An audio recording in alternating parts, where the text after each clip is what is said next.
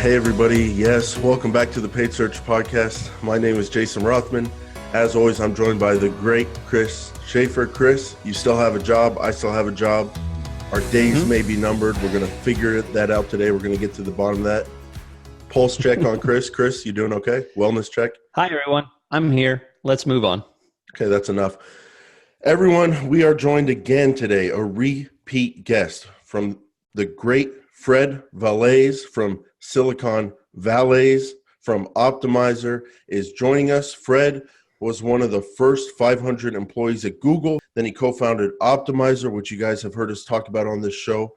And then he's got a new book out, Digital Marketing in an AI World, Futureproofing Your PPC Agency. It's on Amazon Kindle, and it's real. It's on paperback. It's got a physical book as well. Fred, thank you for coming back on the Paid Search Podcast. Yeah, of course. Thanks for having me again. This is awesome. Thank you for coming back. We're looking forward to finding out if we're going to have incomes and jobs in 5 years with the AI world. Yeah, so I think you will. You'll just have to do a little bit of work to get there. Well, we're going to have to figure that out. But Fred, thank you for joining us.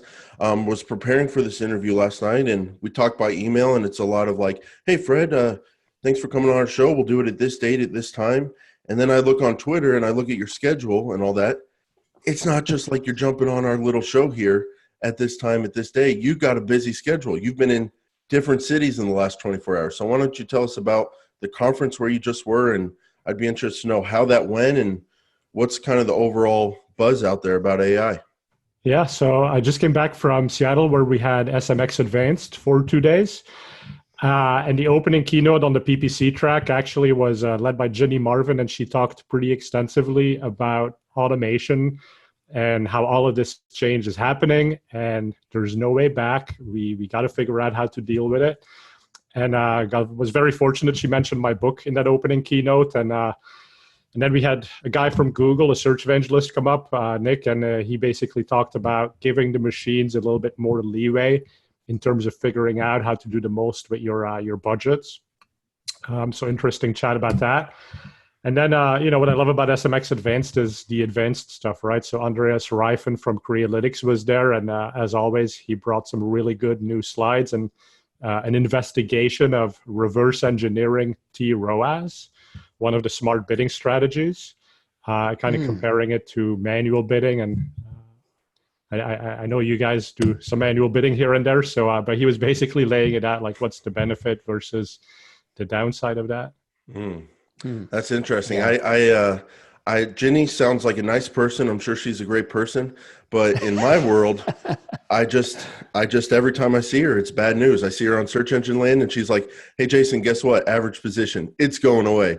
Hey, Jason, guess what? People in targeted location, that's becoming people in your target location, or who are sometimes in your target location." So she's kind of don't shoot the messenger, though, right? Yeah, don't shoot the messenger. Thank her for actually telling us this is happening, because without her, you wouldn't even know this was happening. Exactly. Like every time there's like breaking news, it's pretty much, here's what we do on our show. We have a news section.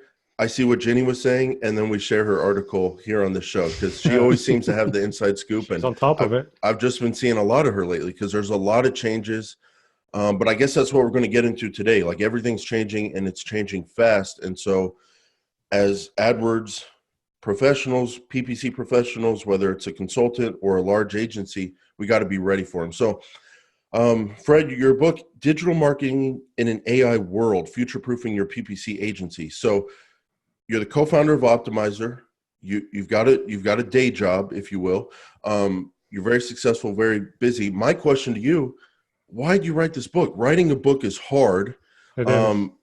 I've written a book. People know it's not always about like selling copies and making money. That's not what most people write books for. So there's obviously some kind of motivation pushing you. There's something inside of you that you wanted to tell the world.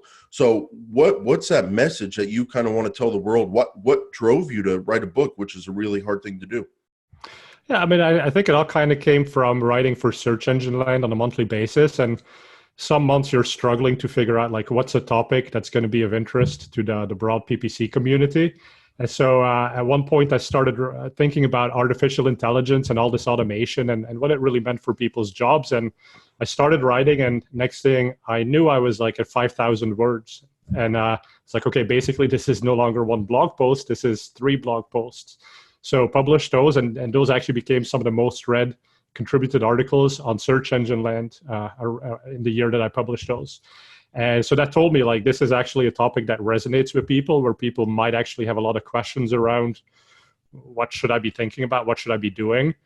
And I said, well, yeah, this is a great foundation for that book. Let me go a little bit deeper and let me share the message as broadly as I could.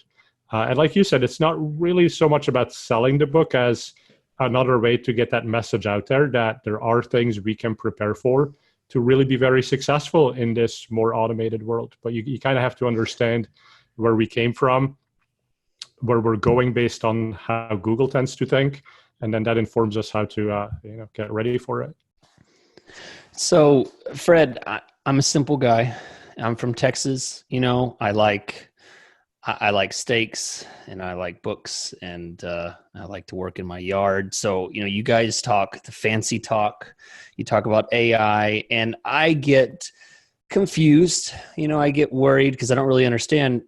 What I want to know is, when you say AI, it's almost like I want a list in my head. Like, is this AI? Is this not AI? Because AI is such a big term. It's kind of all consuming for a lot of things. So manual bidding, not AI. But when you hit the checkbox to enable the enhanced CPC, is that AI?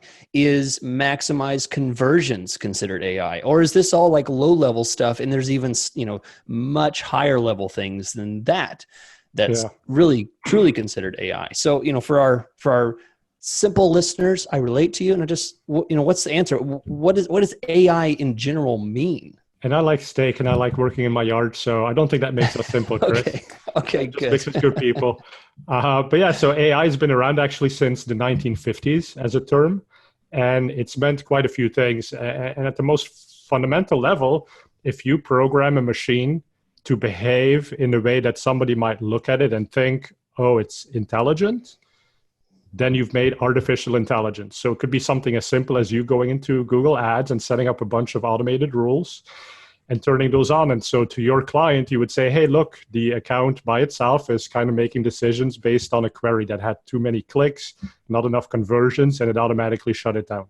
That's AI at some level. It's very basic AI, but you could still define it as artificial intelligence, right? But where I think it's more interesting is what's really the leading edge of AI that Google is using today. And most of that is based on machine learning, which is a subset of AI. And it's very statistics driven, it's very mathematical, and they all tend to be very specific solutions. So when you said, which of these bid management systems is AI? Also target ROAS, target CPA, maximize conversions. These are all based on machine learning and the machine finding trends and the massive amount of data that Google has. Right? But they do bid management. They don't think about budgets necessarily. They don't think about query management. They don't think about targeting. And so for that, Google has different systems. So if you think of close variant keywords, so the close variant variation of exact match keywords, that's also machine learning. It's artificial intelligence. That's Google figuring out, oh, if somebody typed this in, is that likely to mean the same thing as the keyword that you have? And so what's interesting is that you get all these point solutions, but usually when you think about AI and you look at movies, there's a humanoid robot. There's like something that looks like us that kind of does everything we do.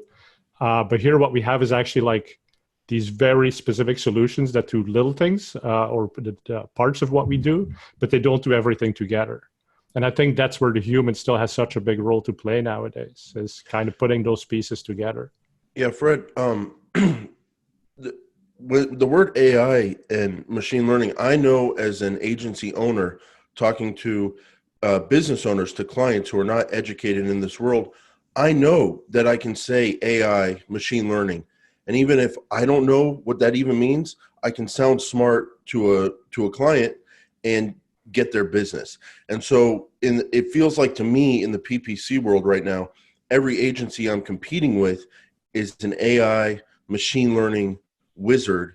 and I feel left behind because I just manage Google Ads and I try to do a good job, but I'm not writing my own algorithms every day. And so I guess my question to you, in terms of like people's impressions in this industry of PPC and Google Ads, do you think the word AI is like, and machine learning, is it misused? Oh yeah, absolutely. You think it's misused? And I mean, listen, why do you think that? well, a couple of years ago, it was all about big data, right? So that was the term that was being thrown around. Now everybody throws around AI and machine learning. But there's a great quote, I think it was by the founder of Twilio, and he basically said, today, to say that your agency uses machine learning is like saying that your agency uses electricity. Right. Because AI is so deeply embedded in so many of the things that you use that you're using it. If you're using Google Ads, you're using AI, machine learning by default. Now, how you understand it and how you pick the right pieces of machine learning to solve a problem, that's what's going to make your agency unique. And so at some level, like, we're not expecting agencies to build their own machine learning models, but you got to understand how each of the models works, the pieces they might be missing, and how you add more of those missing pieces to the equation. And that way you deliver more results for the clients that you have, or for the in-house, if you're an in-house team. And in your book, you wrote that you wanted to write this book a couple years ago, but things were just moving so fast in machine learning and AI at Google. You felt like if you just waited a couple years, we'd be a lot further along. So can you kind of give us an idea? And I'm going to tie this into like basically how scared all of us should be. Yeah. Like, where are we? Like, is it like, oh, the systems can figure out that a search term is a good search term, and the systems can scan a website and come up with ad copy, and there's still a lot for the AdWords manager to do? Or are we all the way to where, I guess it was Eric Schmidt's kind of vision of Google, where you tie Google to the client's bank account and then press go, and Google gets great results on its own for the client? Like, that's what scares me as an AdWords manager. Yeah. A plumber with a plumber's crack, his pants hanging down halfway down his butt, gets on his computer, goes to Google Ads, presses go, ties his credit card, and then starts getting great leads from a Google Ads campaign. How close are we to that? And in terms of our jobs, is it ever going to get there? Are we going to be totally replaced? Or do you think there's always going to be a role for us? Yeah, so many layers to that question, right? So, well, I'm very nervous, Fred. I mean, we joke about it, but fear. Like, I'm 30 years old. Yeah, you got a long way to go, right? And that's part of the reason why I wrote the book, exactly, because like we got 30 years ahead in our careers, and this is what we've invested so much time and passion into. Like, and I've been doing PPC for 20 years, and I love it. And it's like, am I going to be able to continue doing this? And that's where I have the luxury of leading Optmyzr and actually being afforded some time to think bigger picture and figure out where we're going, right? So, but here's what I think. So on the plumbing example, it used to be that you couldn't really turn it on and expect Google to drive any sort of good results using automation. I think they're getting pretty close to having average results in the scenario that Eric Schmidt was describing, that one TGIF, that's the Thank God It's Friday meeting they did every week, where he was like, yeah, just tell us what your goal is, give us a blank check, and we'll make sure that we drive results because the machine's going to be smart enough. But those are average results, right? And so if it's a big enough plumber, they probably want to be better than average. And so they might come to an agency and they might say, and this is actually a fascinating example that I heard at one point, but as a plumber, you have 6 vans driving around town trying to find that next job. If you can create a system that does geo-targeting based off of the GPS signal of wherever the plumber is doing their job and boost the bids in a 5-mile radius to get the next jobs where they don't have to drive across town for 45 minutes, like, that's a huge win, right? Google's not doing that, but that's what we as agencies, we could actually say, listen, that's the strategy you got to take. We can help you implement some of the technology. So if we have a feed of your GPS and plumber locations, we can build a little automation that actually does the bid boosting through tools like Optmyzr or through ad scripts that you've built. And that's a huge value add, because that van example, that applies to plumbers, but it has no bearing on 99% of the other industries, right? But they have other things they could do. And that's where the value that we have is still going to be. And for simple old Jason and I, I'm lumping you in with me, Jason. So I hope you appreciate that. That sounds terrifying because I cannot implement a GPS type of system for my clients. I mean, it's just not possible for me. So talking about small agencies, I assume this is the kind of thing where you have to find some type of third party source, or, things like that are just completely outside of our sphere. So, as we start moving forward into heavier and heavier AI, I mean, is that even something? Are we even going to be able to compete? Yeah. And so I'm sorry if I'm scaring people here, but the point is not that you have to be the one implementing the solution. And so at one point in the book, we talk about the 3 roles that humans are going to play, right? One of those roles is the doctor.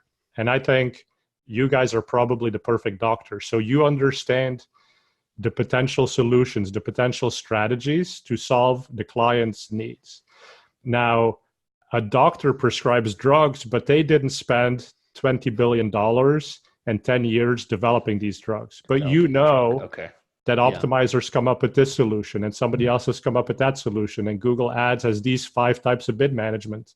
And if you put X, Y, and Z together, it's the perfect solution, the perfect cure for what ails your client.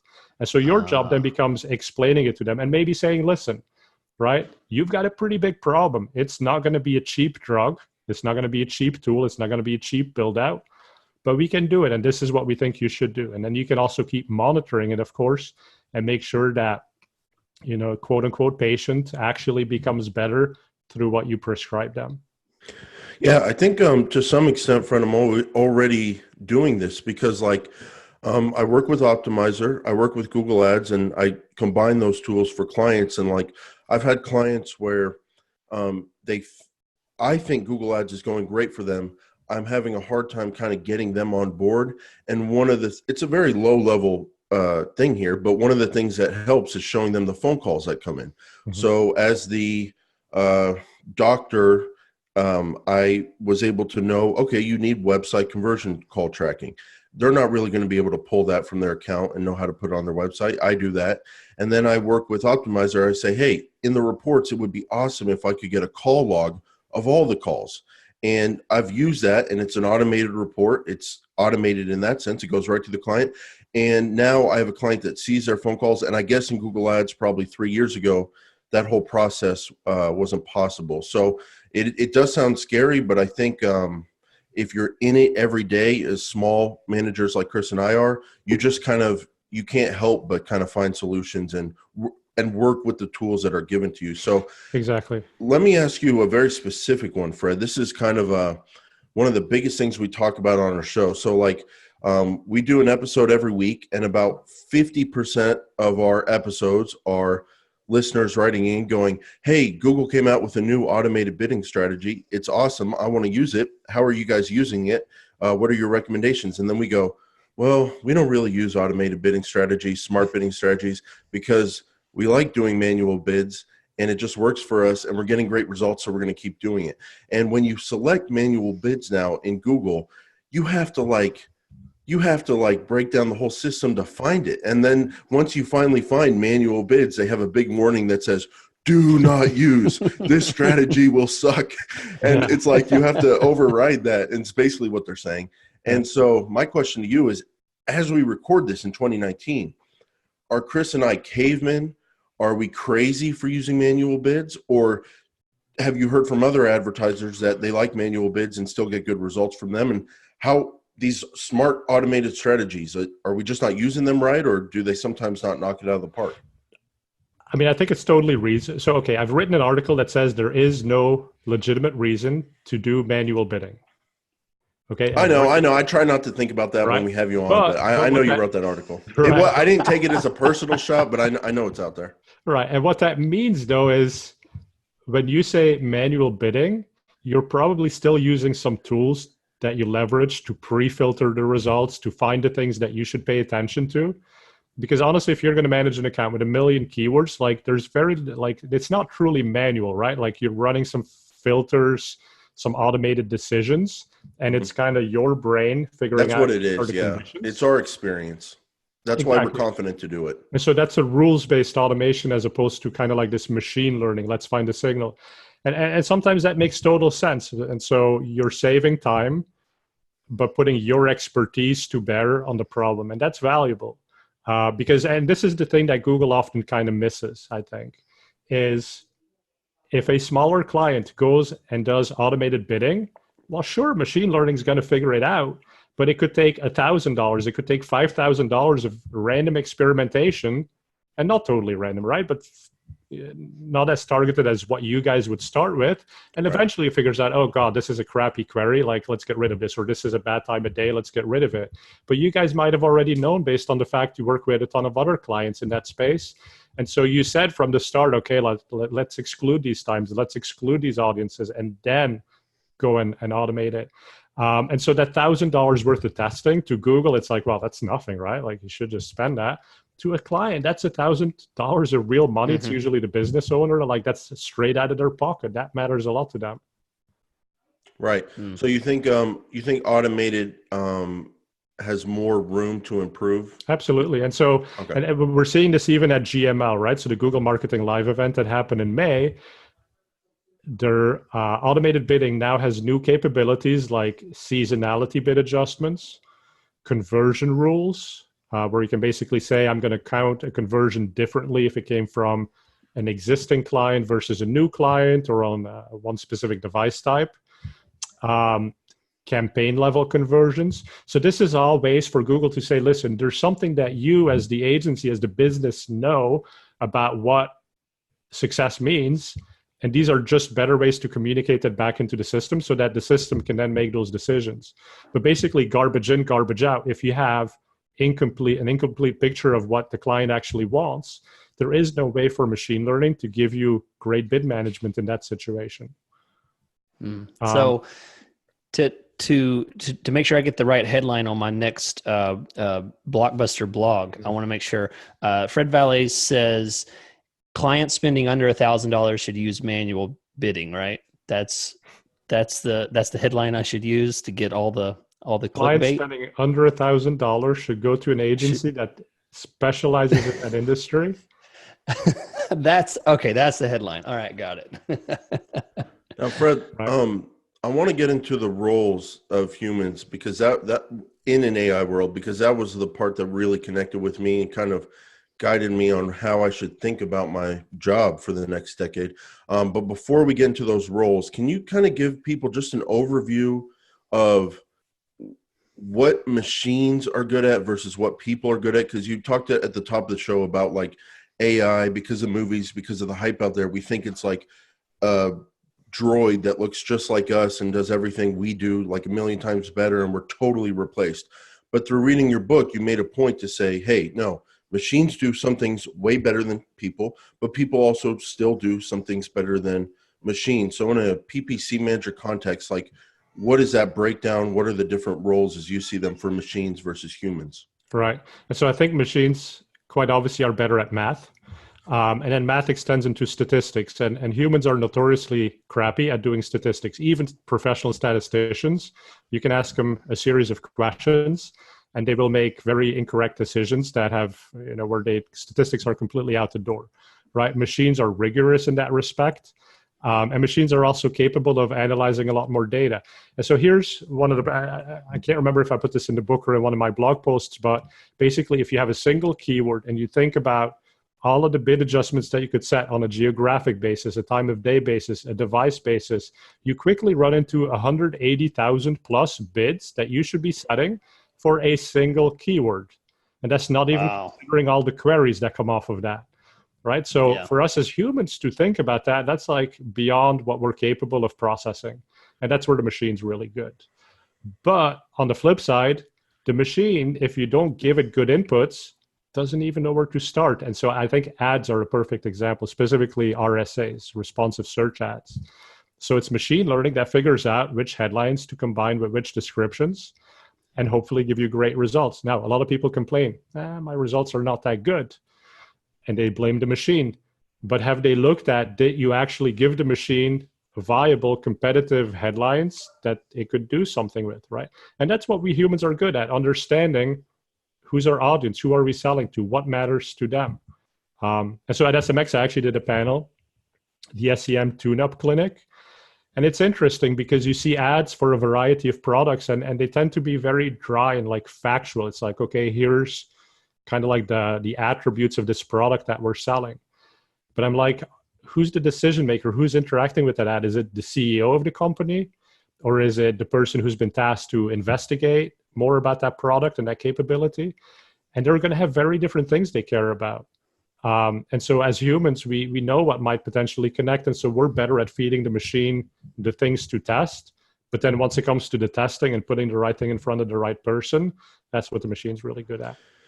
Yeah, that's very interesting. And you did put that in your book about all the different ways that you can kind of mess with one keyword in terms of bidding, device, income, zip code, all that kind of stuff. And one of the biggest problems Chris and I see as we get into kind of small advertisers' accounts are people have so many options. They're like totally messing with their account.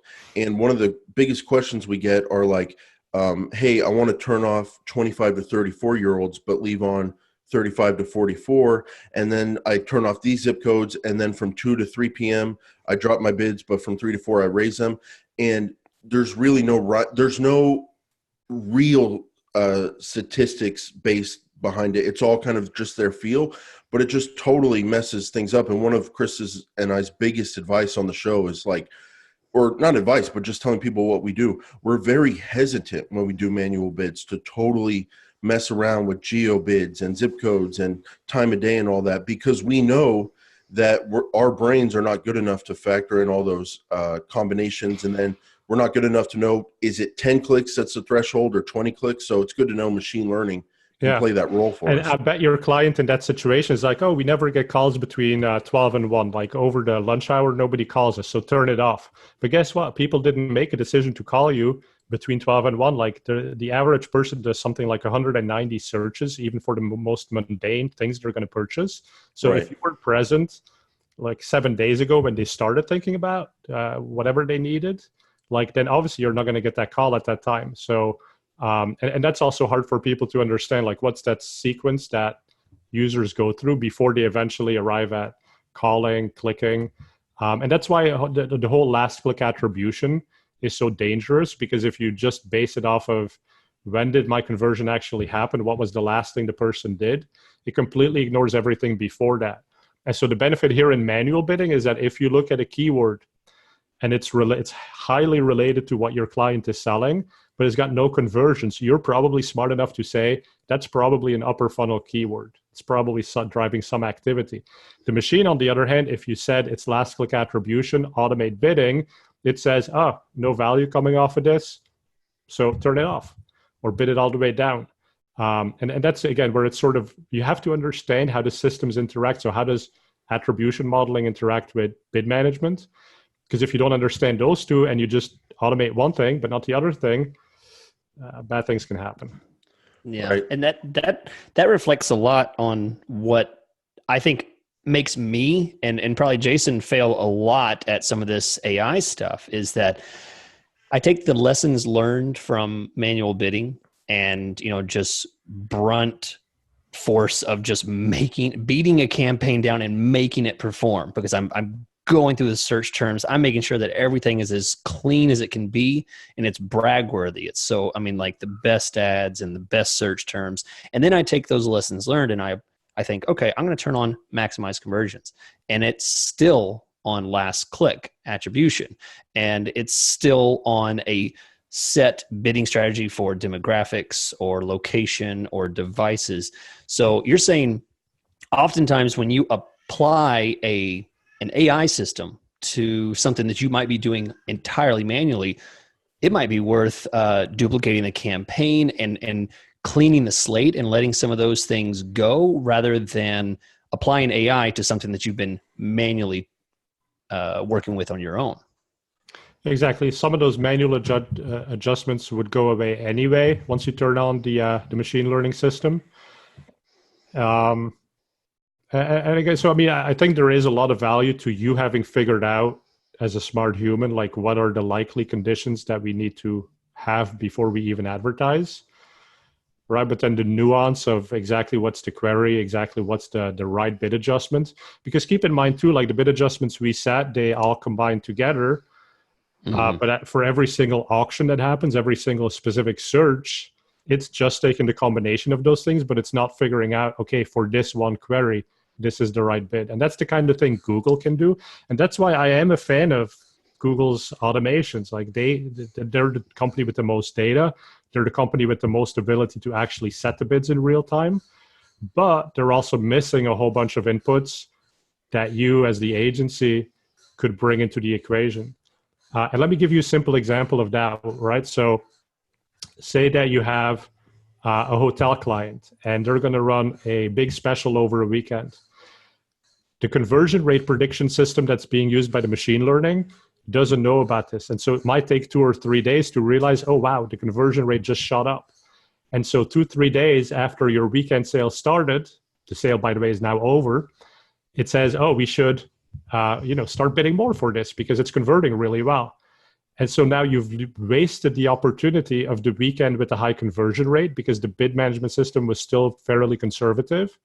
And then after the opportunity's passed, now it's spending a lot more money and wasting your money, right? So it's a double whammy of how you should have told the machine something you knew about the business because you knew there was going to be a sale, right?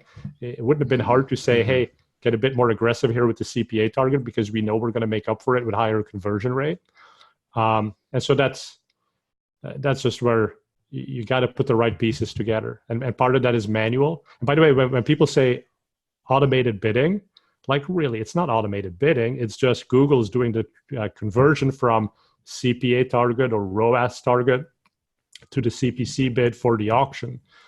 But there's still a lot of levers to pull. Yeah.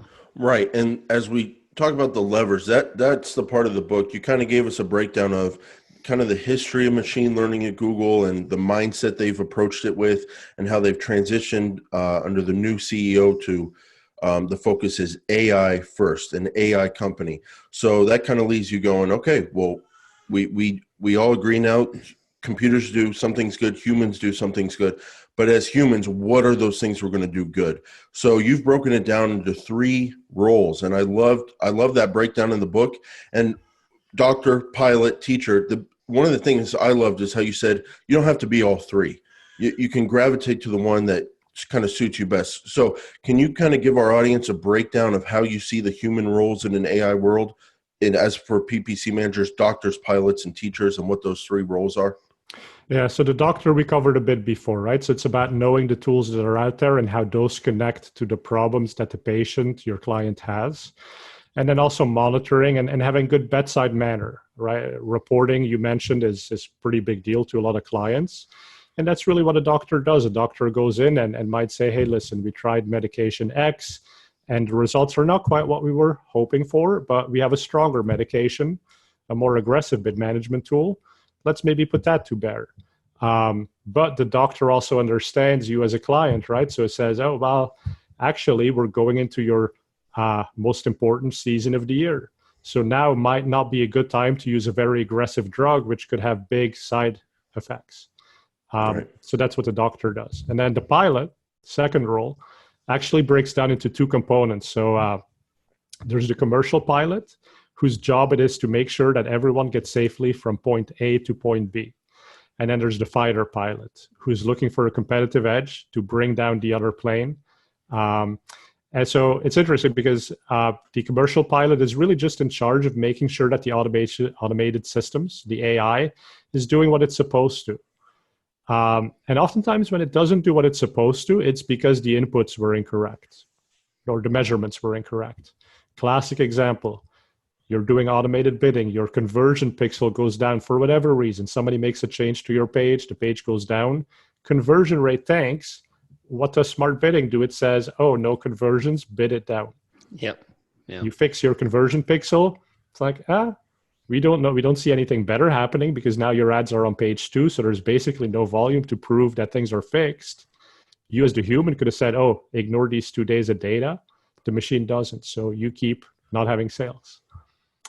The fighter pilot, on the other hand, that's about knowing how to gain an edge. and knowing what your competition's doing, right? So if your competition is using a stupid budget methodology, then you can play on that. You can figure out, how do I get an edge? And that doesn't necessarily have to be AI and machine learning. It could simply be, if you know that your biggest competitor is going to run out of budget 2 days before the end of the quarter because they're really bad at pacing, well, write an automation that takes a lot of your client's budget during those 2 days when conversions are cheap, right? That's your edge. And then the final one is the teacher. So that's the role I think applies least to the majority of listeners. It's the most technical role. And so one thing that, a lot of people probably realize it, but it's sort of an unspoken thing, but machine learning doesn't magically happen, right? Somebody had to build it. And it's a lot of statistics. And even within these statistical models, there's variations. There's ways to tweak them to get better. And by the way, I Google on the quality score team, that was like a huge portion of what the engineers did. It was build a model, look at the results, and if the results were not good, figure out, are we feeding it incomplete data, or is there something wrong with the calculation of the model, and then go and fix that, right? And so that building the model, that's really difficult. I don't think a lot of people will be doing that, but if you do it, it's highly valuable. But where we can still play a role is teaching the system. And so again, to the example of, say, a ski resort. If you know you're going to have more ski ticket lift sales when it's snowing and it's beautiful weather, well, why don't you figure out how to take those factors and feed them into the machine, be a teacher to the machine, so that it gets better? Fred, I want to run kind of a scenario in my business by you and see if it makes sense to you as part of the AI world. So I have a dichotomy in my business where my biggest spend accounts, and they're big, where I'm paid the most money, I'm in that commercial and fighter pilot role, and I love it. And the dichotomy is that these have been running for years, so it's not like we're building out new campaigns every day. So the dichotomy is, on my biggest spend accounts, I spend the least amount of physical time. But I'm paid the most for them, versus my small accounts where I have to do more physical work. I'm paid much less on them. And so the pilot thing struck me because I'm managing these huge accounts, making a lot of people a lot of money. The stakes are very high. The competition is very high. But I really have thought of myself as a pilot before I even read the analogy in your book. And I don't do a lot of physical work with my hands day to day.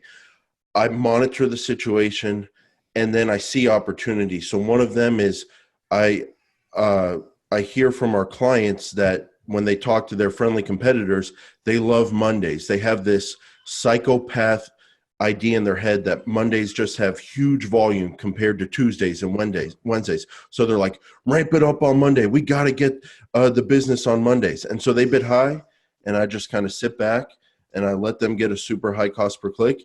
And then as the week goes on, I see them fading. And I in the preview tool, I literally see them go away. I don't see their ads sometimes.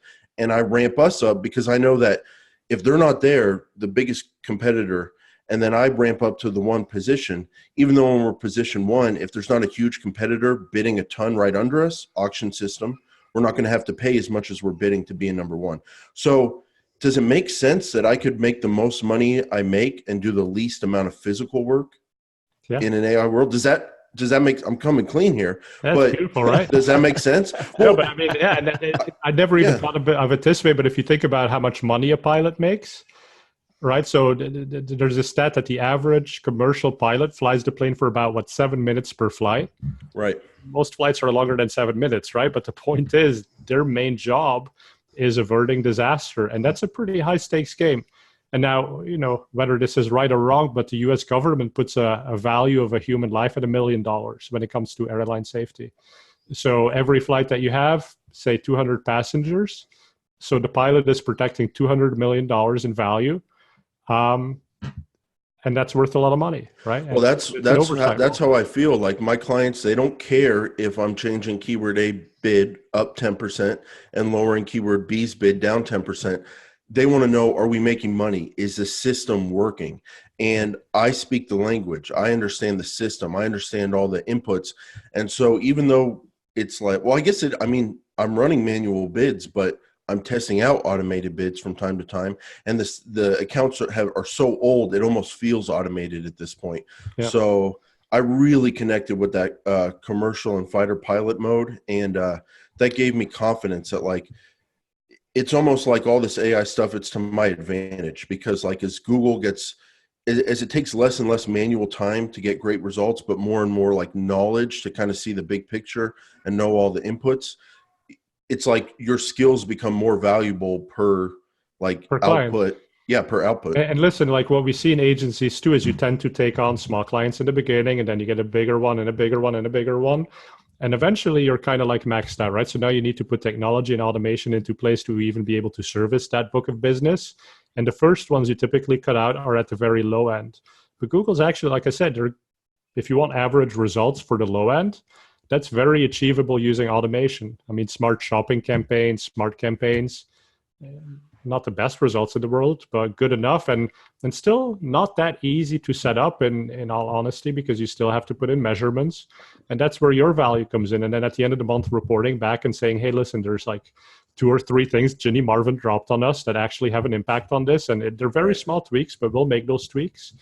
And we'll continue to make sure that you get some decent results. And now you can actually keep that client by being complementary to technology as opposed to competing with technology. Because if you were to fully manage these small clients by hand, like you wouldn't make any money. But you complement yourself and you kind of position yourself, where is it that we can add just a bit more value? That's huge.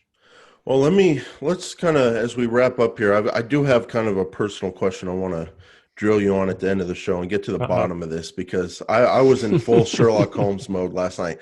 But as Chris and I go forward, and as our listeners go forward, whether you're a one-person agency, a consultant, or you've got tons of employees, the question is like, what do you do from here? And I want to give you my take and see if you think I'm on the right track. So after reading your book, my take is basically like, let the machines do what they're going to do with the data. Like, we can't fight it. Like every day, like as we did this podcast for 30 minutes, who knows what they were doing at Google? Like it's just rapidly advancing. So don't try to fight it. Go with the flow. Know the platform, know the technology in and out. I don't have to write algorithms. I don't have to know what LiDAR looks like or is, or any of this Silicon Valley stuff, like technically, but I need to know what it is. I need to know it way better than my clients. I have to know about, like, if I look at my AC unit in my house, I don't know what every little bolt is, but I know how it works. I know how it takes in air. I know how it cools it. So you have to really know the platform better than we know it today and put time into that. And then the other thing we have to do, which a lot of Google Ads managers don't do, they're garbage at it, is actually be a good marketer. You have to understand marketing. You have to understand persuasion. You have to understand communication, written, verbal. You have to understand sales. You have to understand getting in with a client deeper and deeper and deeper as they rely on you, and kind of being their translator to the system. So that's my take. Really understand the system well, and then really actually get good at marketing, and don't just get good at this one little platform. That's kind of my take going forward. Is that accurate? Is that what you think? And it's funny too, because sometimes people ask me, so, hey, how are we going to have a job in digital marketing given all this automation? And I look at the room and I'm like, you guys know you're not marketers, right? Like, you're in spreadsheets, you're data analysts, you're quants, like that's been your role. That's kind of what the industry's been teaching you to do for the past decade. You have to become marketers. So to your point, you have to know how to persuade, you have to know your audiences. And that's becoming much more critical, because that's what the machine just is not as good at. Well, Fred, it sounds high reward, like people who figure this out and become the pilots, become the doctors, become the teachers. Sounds really high reward, but it also sounds really competitive and like cutthroat. And like, it sounds like if someone does not know the platform in and out, and someone does not become an expert marketer and have that skill set that has nothing to do with computers, it sounds like people who do have those two skills are going to really like blow them way out of the water more than they're able to today. Do you see it becoming kind of more competitive in that space, in that sense? Absolutely. And I think as the world gets flatter and technology, I mean, listen, we're doing a video podcast here. like 10 years ago, we didn't have the technology to do this, right? So I would have been limited in terms of, if I was going to work with an agency, I'd probably pick someone local, because just having someone on the phone may have not been good enough. I want to see them once in a while. That's no longer the case. So if you're in the middle of nowhere and you're the best at it, you have the best understanding, you have the best strategy, the best workflow and process. Yeah, there. This guy right here In in the middle of nowhere. So, All right, so right. Fred, So everyone, the book is on Amazon. We're going to link to it. Digital Marketing in an AI World, Futureproofing Your PPC Agency. Strongly recommend it. Fred, get the camera back on you. Show them that book. There you go. Love it. Love it. So, Chris, let's talk about search terms. And as we close up here, Fred, let's get the truth. Chris, why don't you explain to Fred, like, how basically our business model to this point in time has been understanding search terms, wowing clients with that information, and then that's basically all we've had to do to this point. Right. One time we had an episode where we talked about like what's the secret? Like what do you guys do? Like, let's get past all the fluff and all the things that the bidding and all this kind of thing. Like, what is it that really, really matters? The nitty-gritty bottom level stuff. And we're like, we talked for basically an hour, 45 minutes about search terms. It's like, we get our search terms clean. We make sure that they're at the right level, the right part of the funnel, the right kind of terms. We're blocking things, we're adding things. And so for us, Jason and I, when it gets down to it, it feels like we just are managers of search terms. And it is what I think about. People think I know about Google Ads, but really I'm just a search terms watcher. I search queries. It's whatever. They changed That's the word. Fourth role you need to play in the future world of PPC. Search terms watcher. Yeah, it's not a joke. Like I sit around my mansion because of Google Ads, and I'm like, man, I was a loser like 8 years ago. I was just a stone cold loser, and thank God for search terms, because search terms is like the secret to everything. It's how I made all this money. So I'm just like, thank God for search terms, but God didn't make search terms. Google made search terms, and then someone at Google must have made search terms. And then I'm reading this book last night, and it goes into your history at your work at Google. And it said you were like advertising at the same time as working at Google, and then you were giving them advice because you saw it from an advertiser perspective. And then it said, I created search terms reports. And then I was like, what? Is this the guy? And so I needed to get some clarity. Like, are you my search terms God? Like, am I the God who gave you that beautiful house? Yes. Like, what happened? Okay, so I can't take Google's I joined it when it was 500 people, right? And then it grew pretty quickly. So I certainly can't take credit for having invented it or having built it single-handedly. Mm-hmm. But yeah, it was, so the story is that I was advertising. So I basically joined Google. And I was like, oh my God, like these affiliates are spending a lot of money. So they must be making a lot of money. So there must be something to this. So I started dabbling with some affiliate stuff. And of course, eBay, huge at the time, I started advertising for them. And what people would do is they would dump the dictionary of keywords and start running ads. But then I'm like, well, I know it's not exactly what people type into the search box. I want to know what they type in. I want to know what the performance of that is. I want to know how many of those clicks also convert. And so I started building my own JavaScript technology, put little click trackers that would put the query into a database, and then later on reported that, returned it to a conversion, and built it for myself so I could make more money. And we're like, well, most advertisers should probably have access to something like this. Kind of makes sense. And so then I started working with the product team and was like, okay, here's how I do it. Here's why it matters. And that was always the evangelist role, right? It was connecting what people in an ivory tower kind of build from a technology perspective, but how then actual advertisers would want to use it and what are the missing pieces, and kind of bridging that gap. Well, thank you for doing that. Thank you. And they can take my average position. They can loosen up exact match, but they can't take those search terms from me. I need my cold search dead terms. hands. Out of our cold dead hands. So Fred, thank you for coming on today. Another thing I got from the book is you are a NBE. You're a natural born entrepreneur. You just can't be held back. You're always coming up with new ideas, solving new problems. So as we get more into AI, I know you're working on things. I know you got something planned. So we're going to keep watching you. We're going to keep watching you at Optmyzr, and I'm excited to see what you come up with in the future. Yeah, we got lots of stuff in the works, so stay tuned. Thanks, All right, Jason. Fred. Well, thanks for Chris. coming on. Everyone, check out the book. We'll have links to it, and we'll be back next week with the Paid Search Podcast.